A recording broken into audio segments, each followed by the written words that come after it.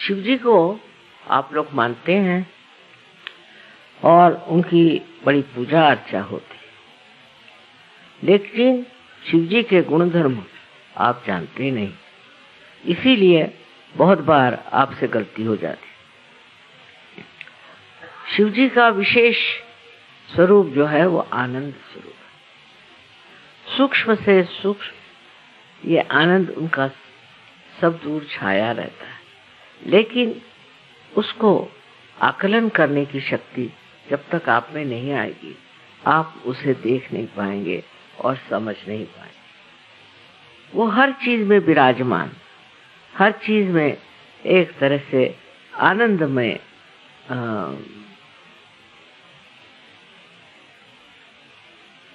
कहना चाहिए कि एक आनंद में सृष्टि तैयार करते, और उस सृष्टि में विचरण करते हुए आप देखते हैं कि आप भी कुछ और ही हो गए। दूसरे लोगों को जिस चीजों में आनंद आता है, बहुत से लोगों को अपने को नष्ट करने में ही आनंद आता है। उसको तरह तरह से गलत रास्ते पे ले जाकर लोग सोचते हैं कि अगर हम आत्मा के विरोध चलें तो हमें बड़ा सुख मिलेगा। लेकिन आत्मा जो स्वयं साक्षात शिव जी है, उनका आनंद एक और तरह का, और वही हमारे हृदय को छू सकता है। जैसे बहुत से लोग हैं दुनिया भर की चीजों में डूबे रहते हैं। कोई है शराब पिएंगे, कोई कुछ और अनिति का कार्य करेंगे, गलत सलत काम करते रहेंगे, और उसी में वो सोचते हैं ये बड़ा सुख है, किंतु है नहीं। धीरे धीरे वो नष्ट होते जाते, धीरे धीरे समाप्त होते जाते।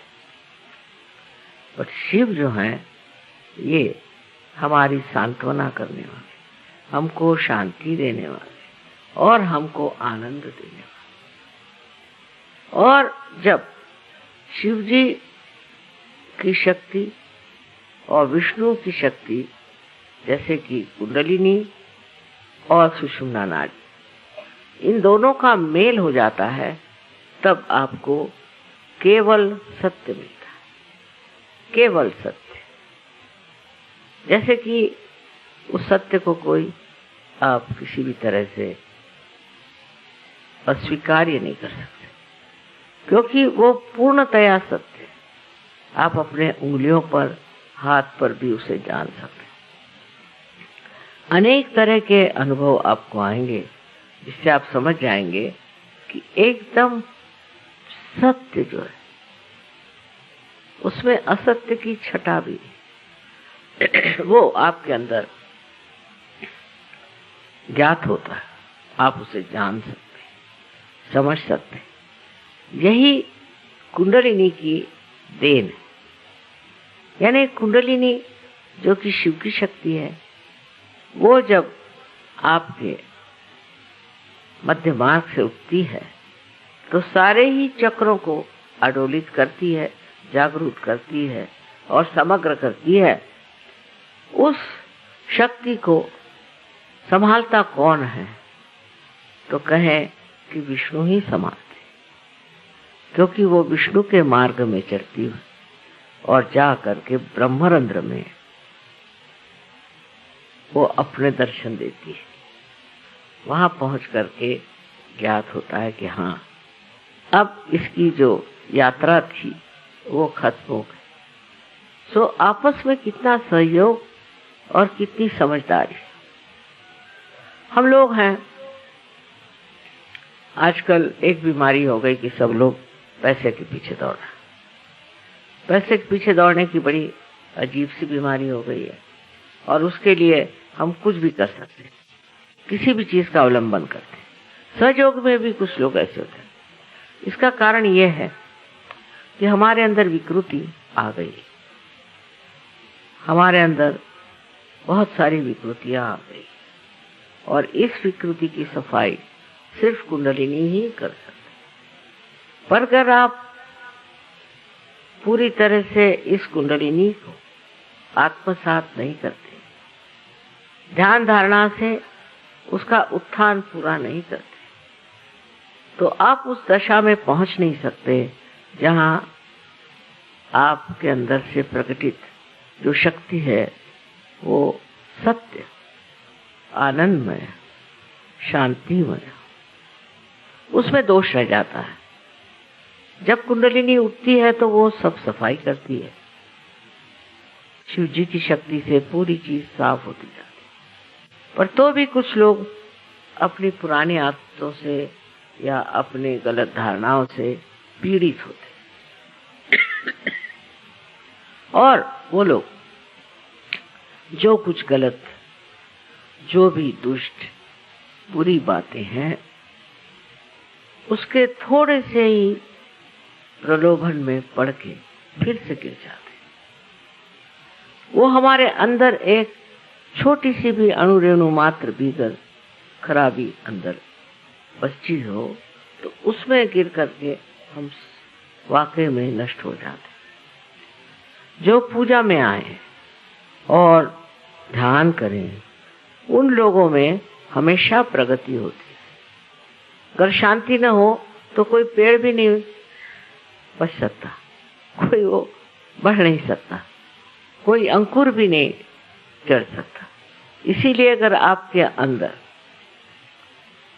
ये पूरा ध्येय न हो, ये आदर्श नहीं हो कि हम कहीं भी पतन की ओर नहीं जाएंगे, किसी भी गलत चीज में हम नहीं पड़ेंगे, तो आपको सारी पूजाओं में जहां तक हो सकता आना चाहिए और आपको ध्यान करना चाहिए। क्योंकि अब आप पूजा के अधिकारी, सब लोग पूजा के अधिकारी नहीं होते, जो देखो पूजा करने निकल जाता है। पर अगर आपका संबंध ही नहीं हुआ है तो आप क्या पूजा के अधिकारी बन सकते हैं? लेकिन बहुत से लोग सोचते हैं इस मंदिर में दौड़, उस मंदिर में दौड़, इस गुरु के पास जा, उससे कुछ नहीं होता। आप ही अपने गुरु हैं और आप अपने को सोचिए कि हमारे अंदर क्या खरा, क्या हम अपने हृदय से पूरी तरह से सहयोग को अपनाते हैं या नहीं। मैं देखती हूँ बहुत से लोग सहयोग में आते हैं और एक स्थान पर जाकर गिर जाते हैं, और जितने ऊंचे उठते उतने गहरे गिर जाते हैं। इसकी वजह यह है कि आपके अंदर जो छिपी प्रवृत्तियां हैं वो किसी तरह से कार्यान्वित हो गई और आपको अंदाज ही नहीं रहा।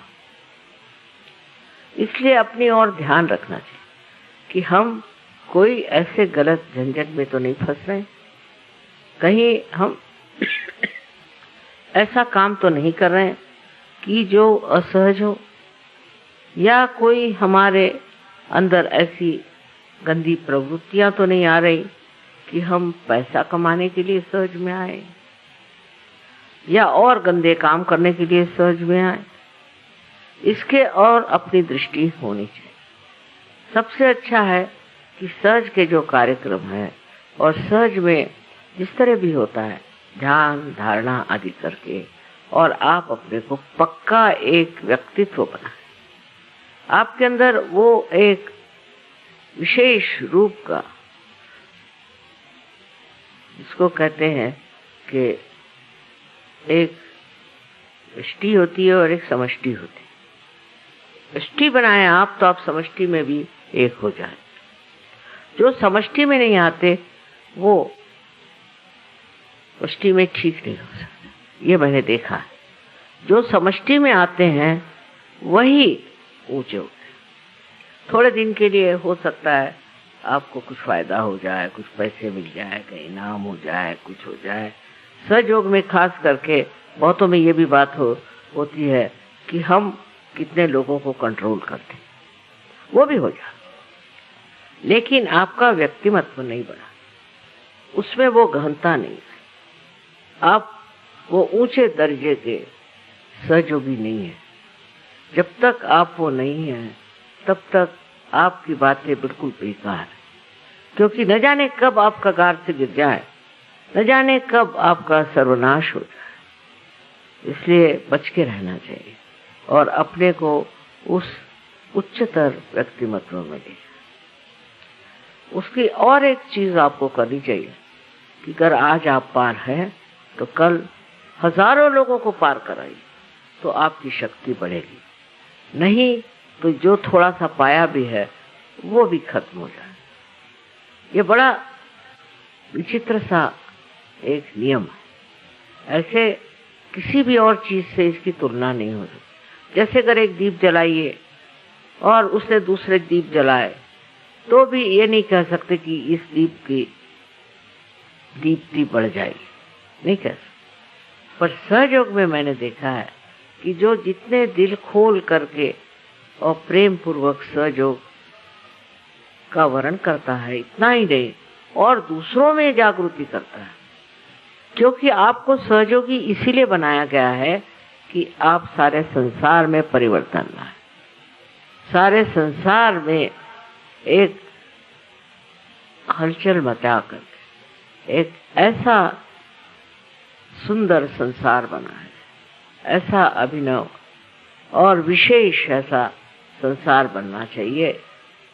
ये एक आपकी शुद्ध इच्छा होनी चाहिए। ये शुद्ध इच्छा होते ही आपकी कुंडलिनी कार्य प्रवण होती है।